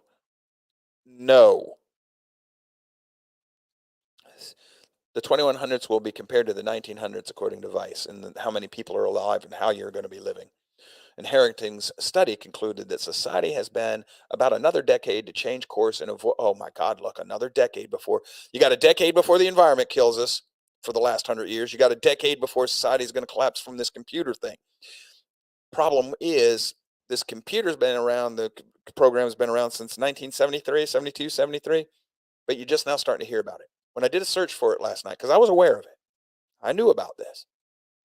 When I did a search for it, all these articles only go back to 2020, 2019, 2021. I don't find the older articles, the doom and gloom articles about the world's going to end. It's almost like these articles were put out in 2018, 2019, 2020 to prepare you for COVID, so that when COVID happened, you would go, oh my God, look, the computer was right. We're all going to end. Remember the show we did on predictive programming? Now, I did not know I was going to do this show after that one. That's Holy Spirit guidance for those of you who are paying attention. Because this one stands on top of the one about predictive programming. And the predictive programming stands on top of some of the other shows we've done before. And if you don't learn them all in the proper order, you won't see them. So if you're a new listener that's suffering through this class going, what the heck is this nut talking about? The rest of the class will tell you, oh, no. We know exactly what he's talking about, and he's right. He may be wrong in his total analysis, but he's right. There's something here. Y'all have been with me long enough now that this is not all just gobbledygook to you. You're like, oh crap, I see it. And then there'll be people who'll say, well, no, Joe, you're turning them into a cult. Except for one problem. If you think this is all cult based, everything I've given you, the class can go back and get their hands on physically and read for themselves. And they'll see that my analysis of it is plausible. I'm not saying true, I'm saying it's plausible.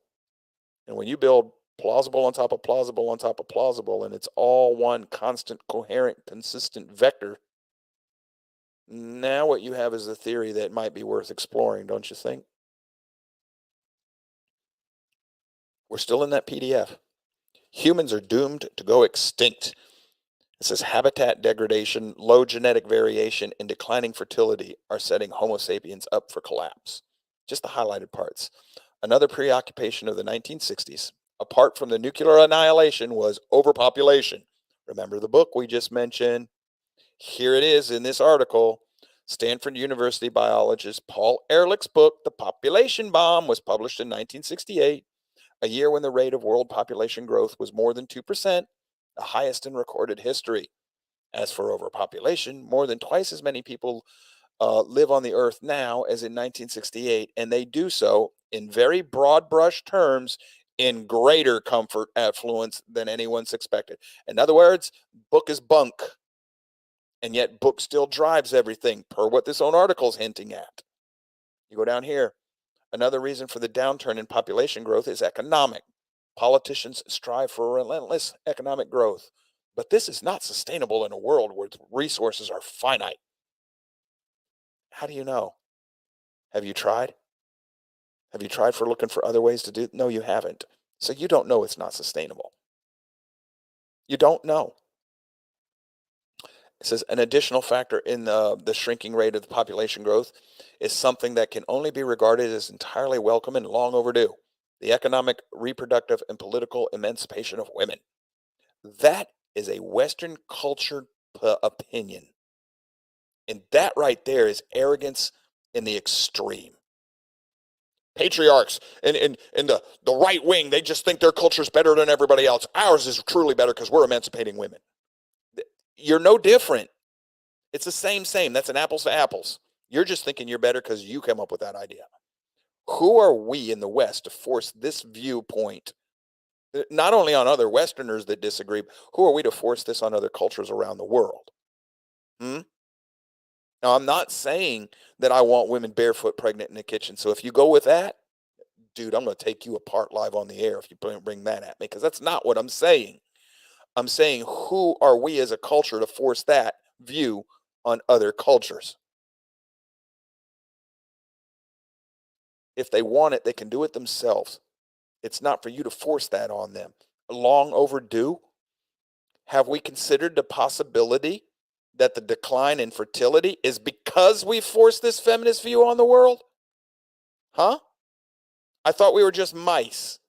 If we're all just animals, then women are supposed to be having babies and men are supposed to be making sure the women have the babies. In other words, we're going to be a population of mice that go extinct. But wait a minute, if we want women to be liberated, then maybe we're not just mice. See what I meant? We're more than mice. But the solutions are not always the right way to do it, because the people who come with these knee-jerk solutions, not always the smartest cookies in the box. Not the brightest bulb, not the best tasting cookie, not the sharpest tool. They think they are because they're self-proclaimed. They feel more about these things than you and I do. Well, excuse me for living, but I'd rather go with the person who's thinking more about them than feeling.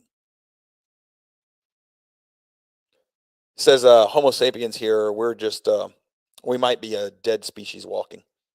And the signs are already there for those willing to see them. When the habitat becomes degraded such that there are fewer resources to go around, which has been ever since Marx, that's been the refrain. Notice what this article starts out with, or the other one, where the population is doing better than we thought. We're not supposed to have the resources to be doing better than we thought, but somehow we're doing it, right? Like I said earlier, have you tried? Have you actually stopped planning for doom and gloom and actually tried planning for, hey, we can deal with a bigger population and afford affluence if we start working in that? Oh, no, Joe, that's the free market and capitalist way. We can't have that. Let's force my communist Western way of thinking on the world. And then wonder why it's destroying the world, because it doesn't work in accordance to natural law. Then there's another one. Alien civilizations destroy themselves through progress, study claims, through progress. This is in space, no one can hear your civilization destroy itself. This is from 2020. Then it just says through technical advances or that eventually lead to the complete destruction and biological degradation. If intelligent life is likely to destroy themselves, it's not surprising that there is so little or no sign of intelligent life anywhere else in the universe. And you can read through that if you'd like. But that's in your show notes for today. Bump us out of this. Here's the point, and this is what I promised to do for you. So we know that the fertility rates in the population is going down, and we believe that by 2100, a large number of countries are going to have trouble because their populations will be cut almost in half, if not more so. At the same time, they're aging. That will cause huge problems. Then all of a sudden we bring up this 1970s computer model. Notice how they said it was the computer that did this. No, it's a program. That language was worded in such a way, oh, it's the computer that told us, oh, computers are smart. No, they're not. They're a program. They run programs. They're a tool. Keep this conceptually in your head. It's important. They're just a tool. And like any other tool in the world, down here in the South where I live, Northwest Florida, we got guys that run around here. They do carvings out of wood using nothing but a chainsaw. Now, a chainsaw is a tool for cutting down a tree. That's what it's designed to do. But they're using it to carve things, not chisels and hammers. Those are designed to carve chisels and hammers. They're using a chainsaw, and they do wonderful work. But I can also use that chainsaw to cut people up and kill them. It's a tool. It can be used for many different purposes. The one it's designed for, but and it's how well it works. It all comes down to the skill of the person using it. Good morning, caller. You're on the road to Concord. Hey, Joe. My name is Derek, and I'm calling in for the first time. Okay, sir. How can we help you? I just wanted to mention that I have a big head, and also there's a snake right. That's what I thought. Apparently, Dodo Cop is multiplied. So, incidentally, the real Charlie will soon be answering those calls before they get passed onto the air. And he's already made the comment he can't wait to go all Mark Levin on him. Get off my phone, you big dope. He might use other language. He's former military. He can get colorful. So the population's going down. We've got computer models that are being presented as computers themselves, telling us that, hey, we predicted all these things, the global downturn from COVID and all this other stuff. And yeah, man's on course to die. We've got 10 years left to save us. And you must do exactly what I tell you. Same thing with climate change. 10 years left to save us, and you got to do exactly what I tell you. Now, I remember in the 70s, in elementary school, first, second, third, fourth grade, they were telling us about the global ice age that was going to kill us all in 10 years, 10 to 15 years. Now, that was when I was in high school. 74, 84. I should have been dead then. But by the time I got to high school, it was global warming was going to kill me in 10 years. So in the mid to late 90s, I should have burned up. But by then, it was back to global cooling. And then eventually they got to, it's always 10 years. It's always 10 years, 10 years, 10 years. 5 and 10-year plans is a communist thing. It echoes in their brain for some reason. So whenever you run across somebody going, hey, got 10 years to, or until this, it doesn't mean they're thinking that way. But the first thing that should come to your mind is, am I dealing with a commie? Why is that important? Communists worship themselves by definition. They're atheists, and yet they think they can rewrite the entire world to work contrary to natural law, which means, by definition, form and function define. By definition, they think they're God. Be careful with communists. Their brains don't work right. Yeah, I know. If you're a communist, I just said your brain doesn't work right. Yeah, I meant it too. Your thinking's not straight. It doesn't conform with reality or logic, and it doesn't want to. It tries to explain that away. And that's the point. Yes, that's the point of today's whole show. The population decline, fertility decreasing. That should scare the whole world. What's their solution? Communist model solutions. That's their solution to everything. Everything is racist. So how do we fix it? Communism. Everything, we have limited supplies. The global, we're eating everything up. The really good countries that make lots of money, they're eating up the supplies. Everybody's going to die. What's your solution? Communism. COVID, we're all going to die from diseases. What are your solutions? Communism. Have you ever noticed that? All sorts of problems that are global enders. What's your solution? Communism. Computer says we're all going to die, and we're following the exact same path. Show me where we're following. Notice that in those articles, not one of those articles told you what the computer predicted, and not one of those articles showed you the things. They just made an unsupported assertion. How many of you all been in logic class? Notice that that's a fallacy. And what was their solutions? Communism. You see a trend here? That's the point. That's the point. That's what connects everything today. That's the big firefly connecting all the little fireflies. I'm not saying we don't have real problems. Did I say that at any point in this class? Have I ever said that on this show at all? Ever? No. Have I said that the left tends to identify the problems fairly well? Yes, I have. But they give you lousy solutions that don't work. Yes, I have. Have I demonstrated that their solutions create more problems? Yes, I have. And at some point, you have to wonder whether or not they're creating the problem so that they can give you the solution because it always points in the direction they want to go. Communism. Yes, I have. Now, is it causal? I don't know. I think so. Can't be sure. Back to our slideshow. Quick aside with the Drake equation real fast. Let's go back to that. Here's another possibility that those aliens, they don't exist. We are the first life forms in the entire galaxy and universe.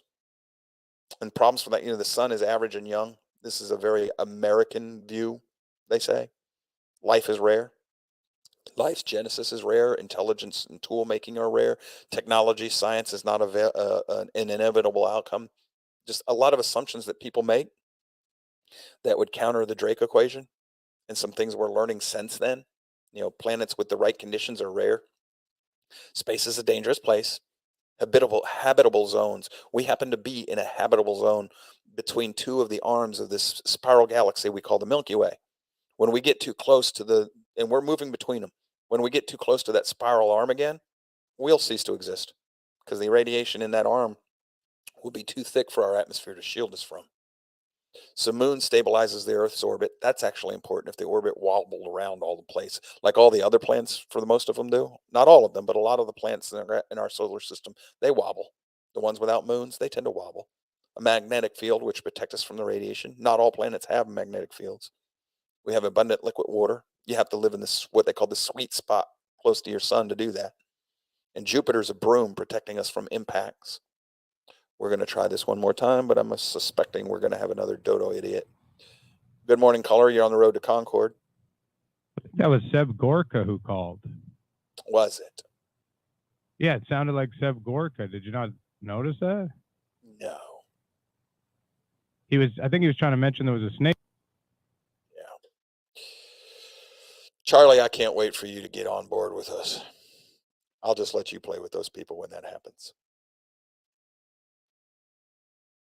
So you've got what's called The Privileged Planet out there as a book, basically telling you that the more you learn about astrophysics, the more you realize that this planet is probably the only one in the universe with life. So I'm going to get you back to, we've got the decline in fertility rates. And then you also have that experiment with the mice. You got the population bomb book. You got that MIT computer in the 70s. All of this stuff puts these ideas in the heads of these folks that go to the Ivy League schools and end up in control of our society. And these ideas get in there and it gets stuck. And the only solutions they ever have is communism, communism, communism. So that's where we end up heading. It's a self-fulfilling prophecy. That's what these books are, remember? You've seen these before. Nudge. How do we get people to willingly do the things we know they have to do? It's in one case, it's going to be how do we willingly get rid of grandma? Because she's too old. She's a drain on the young people. We don't have enough young people. How are we going to get rid of the old? Don't think that they don't. Sunstein and Thaler, they think that way. They do. They do. Remember, Barack Obama thinks that way too. Remember, at some point, you just got to send Granny home with her little pill and tell her to take the pill, Granny. He was talking about medicating her into death.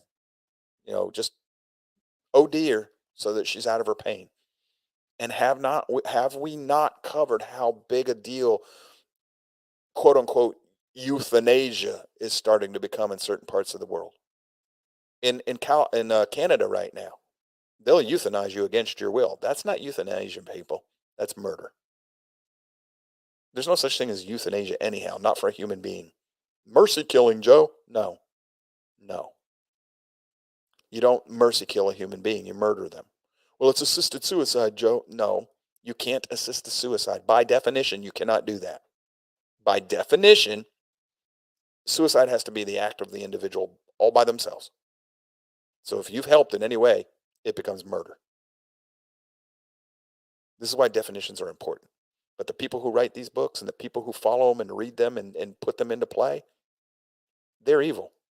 By my definition, they're evil because they're, by my definition, immoral.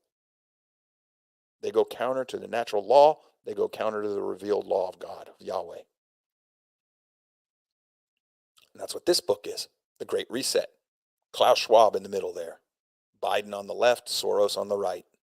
All of them have at one point or another in their lives said that they want to do away with this nation and its foundational principles and ideals. So if you've got these people, like men like these three, they're all aware of the fertility rates going down. They're aware of the computer model saying we're all going to end ourselves. They're aware of, what they think is climate change. We're destroying the planet. They're aware of the singularity. We're going to all become machines. We're all going to end up living in a computer somewhere, so it won't matter about all that. We're all going to enter the matrix. They're aware of all sorts of stuff, all this mess. Intelligent life kills itself. That's all of this confirmation that they've got to save us from ourselves. I got to postulate that these books and the past studies are all connected to this data. This data here. Global fertility rates going down by 2100 to past the point where we can reproduce humanity. How populations of selected groups, we've seen that chart already. This one here, birth rate, 1749 to 2010. 1749 to 2010. Do you see like I told you, I could draw a line from the end point to the beginning point. It's a glide slope. No, it's not smooth and perfect. No. But that doesn't disprove the point. It is a gradual general decline. Say, well, that's because humanity's advancing, Joe. Well, there you go. See, advanced nations kill themselves. Advanced societies kill themselves. So now all your New World Order people are like, oh, we got to stop that. No, you don't. Not the way you're doing it. This is fertility rate, children per woman over the long term. Let me do this. See the light yellow? Not enough children per woman to replace their culture, their society. Not enough. And that lighter green, the lightish green, maybe just enough to sustain their culture, touch more at the most. Those other colors, the only place that's doing healthy by fertility rates is going to be Central Africa, Saudi Arabia, and what looks like what? Is that Afghanistan there? Muslim countries. That's interesting. This is not an accident. Here's another one. Fertility rate, children per woman, 2021. Again, the same trend. Not enough. The world is in a decline population-wise. Now, why? How? Why? That's open to speculation. But you know what? Another thing you're seeing here, where the fertility rate and the number of children is, the average rate per. What you're seeing is the areas where the New World Order has the most control, the fertility rates are going down. Now, that's a correlation. That doesn't mean it's causation. But in these areas here, on this screen where they're the darker oranges, you have very little Western world control in that area. Look down here in South Africa where you do have Western world control. In North Africa where you have Western world control because of its proximity to Europe and its oil. Those areas there, hey, lower fertility rates. The areas of the world that the New World Order people just don't give a hooey about, they're not being affected. Now that's a correlation, not causation, but it's something that makes the sociologist and me go, And you got this one, fertility rate per children 2022. Same thing. Those dark orange areas. That's the area that are outside of the control. And it's even getting worse. As we go to 2022, now some of the regions, right before it, and right here, look up here in the stands, up in the what we call the Pakistan, Afghanistan, Uzbekistan, and everything, northeast of Saudi Arabia and Iran. You see, in 2021, not as much control there. The higher fertility rates in 2022, they're starting to get lowered. What's going on there? Well, the United States and Russia, and other Western world have been in there for 15, 20 years now. You're starting to see the generational shift that our article said. It takes about a generation for this stuff to set in. You're starting to see the generational shift caused by the war in Iraq and Afghanistan and other parts of the world right there. So maybe New World Order getting its mitts into that. I don't know. Do you? Fertility rate, children per woman, including the UN projections, 1950 to 2100. Notice how they all start to level out according to the UN? They're going to level out at a rate under, right at 2.1 or under at 2100. Notice that there's a decline to that number, and then they're saying by this graph, it makes it look like they're going to stay fairly stable at that point in these selected areas. Remember what I told you, that the appearance is design. If this is a natural order occurrence, why doesn't it go down to nothing? Why is it going to level out at just right at or right under the number of sustainability? And it's just under, right at or just under the number of sustain. In other words, you're going to have a long-term gradual depopulation of the globe. Now, the UN is all about this depopulation theory. Do you think that maybe this graph is an indirect indication that they're trying to scare you so that you'll do what they tell you to do to stop this? But this is actually the plan all along anyhow. So this is a twofer. I can scare you into letting them do whatever they want because you got to stop this dropping babies being born. But look how it all seems to steadily out once you get to that number of just below 2, just below the sustaining level. So I'll have a long-term gradual depopulation of the globe. Exactly what these people have called for. Exactly. When their predictions like this come true, when they start showing it like this, and it matches what I know they've said and what I know their agenda is, I start seeing that this might be beyond coincidence. Now, you might disagree with me, and that's fine. That's how we all get along in this world. You see it one way, I see it another. Nothing wrong with that. But this is things that are going to go below our radar. The drop in fertility rates, that's a big deal. How often do you see that on your TV and your nightly news? The scientists in that are telling you this is huge, this is a big deal, this is a problem. Do we see any talk about getting ready to deal with those problems in the near future? Because it's going to affect us in the near future, in our lifetimes. I'm 57. If I can live another 20 years, Yahweh willing, I'm going to see some of this start to happen. It's going to affect me because I'll be 77 at that time. If I live 30 years, I'll be 87. Oh, heck yeah, I'm going to be affected. They might not let me live that long because I'll be a drain on society. And by the way, if you think I'm just bringing stuff up out of the blue, be here Thursday. I'm going to show it to you in their own words. This time, you're going to hear it because we have video of it. And it goes way back, over 100 years. And nothing's changed in that 100-year period. The agenda is the same. Same group of people, too. Not what you would expect if you were dealing with just human beings. Which is why I tend to look at things from a biblical worldview, especially the divine counsel worldview of the Bible. If you don't know what that's about, email me. I'll hook you up with a really cool book. Hopefully, I did my job today. For those who stuck with me, hopefully, you saw that, first of all, there's this problem going on with global fertility.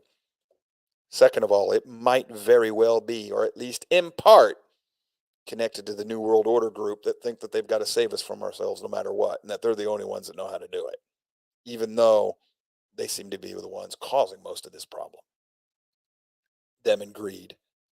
And yes, greed is a human nature problem, man. We're never going to get rid of greed. Greed's a problem. But the way we handle everything, whoops, don't know what that was about. The way we handle everything, We're not even addressing the problem, folks. Wallpaper band-aids, and we use the problem as an excuse to push our own will on others again anyhow. That's not. So what's it all mean for you today? Well, Handmaid's Tale. Go make babies.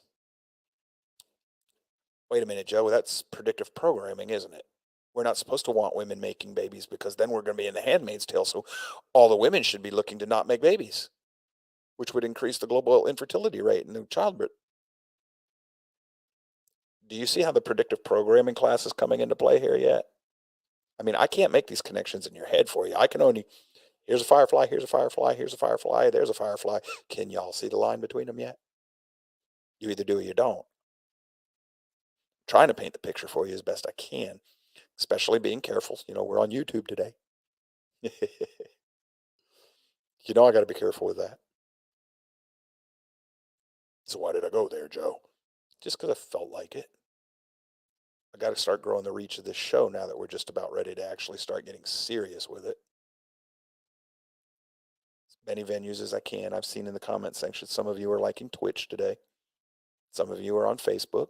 Rumble gave some of y'all a hard time. I get it. I don't understand all this stuff, man. I'm trying to learn it. I use it to help do what we're doing here. I brought this to you today because the fertility problem is a problem in and of itself. And for whatever the cause, it seems to be affecting those areas that are most industrialized, i.e. the laziest. And I know, but on a whole, laziest because we have to work less to feed ourselves than other parts of the world. If you had to work 7, 8, 9, 10 hours a day just to get the food, enough food to grow to keep yourself alive, had to, where do you get the time to work for other things other than just food, like making your house or getting an education or anything that we would think of like art or building anything else in society? Where do you get that time if everybody's busy trying to just stay alive? Well, the industrialized world doesn't have that problem. We've got folks that can work a couple of hours today and they've made enough money that if they don't want to, they don't have to work anymore for the month or so. And incidentally, I happen to know the sociology studies that say that's part of the problem with the youngest generation. Have you noticed, you go to Walmart and Murphy's Gas says, hey, come work for us. Work today, get paid today. Do you know why why they're doing that? Because the youngest generation is starting to where they work just enough to make the money they need for the next few days, and then they just lay around and doing whatever it is they want to do. And then they'll go back to work for a little while, and then they get enough money, and then that's a trend. Now, that's a trend that's been engineered on purpose because those people will gobble up the offer of basic from the government. The problem there is those people survive because they're living off of grandma and grandpa or their parents. And as soon as grandma and grandpa are no longer producing, and then they're needing the youngins at home to work to support them, society collapses, which is right in the heart of what we're talking about today. That's what these articles we read are warning about. It's real, and it's at our doorstep. This is part of the Social Security collapse that's coming. And yes, it is coming. Well, we paid into that. No, you didn't.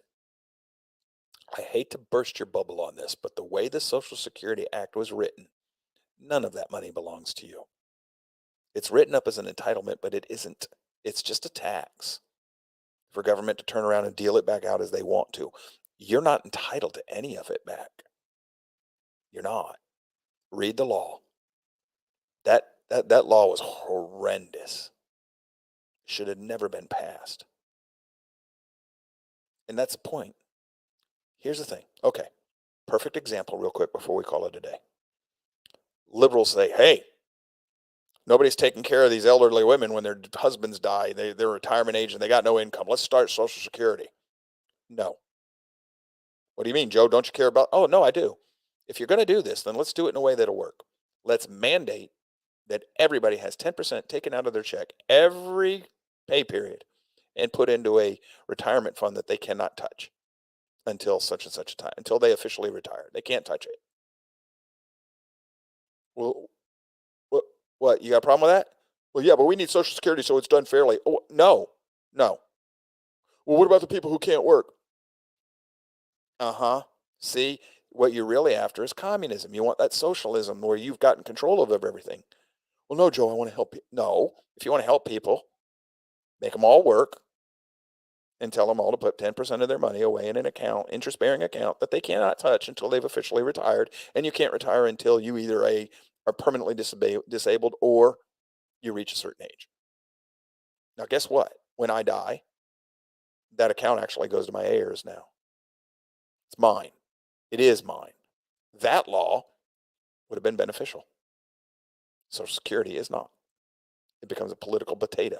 The law I suggested, although it's none of the federal government's business, if you're going to have to do it, go that way. Yeah, but Joe, I can't use that as a hammer to get people to vote for me because the Republicans are going to kill grandma every election year. Well, that's the point, dude, to take that out, because that's what you really wanted Social Security for, as a hammer and a wedge and control. You didn't want to solve the problem. They don't want to solve these problems that we were discussing today either. They just want to use them to create a crisis to get you to take on more of their solutions, which are going to create more problems, which will create more crises. So they get to stay in perpetual control. That's what this is all about. That's what I wanted you to see today. I hope you saw it. Tomorrow, Bible basics, apologetics work, really. I mean, basics. Start with, is there such thing as a creator God? We'll go from there. Simple. Thursday, I'm going to introduce you to the man, George Bernard Shaw. Glenn Beck tried to do this years ago. He didn't keep going. He should have. We're gonna. And I'm going to explain to you why Bernard Shaw is so important today. Now, who he was, what he advocated, how is he driving things today.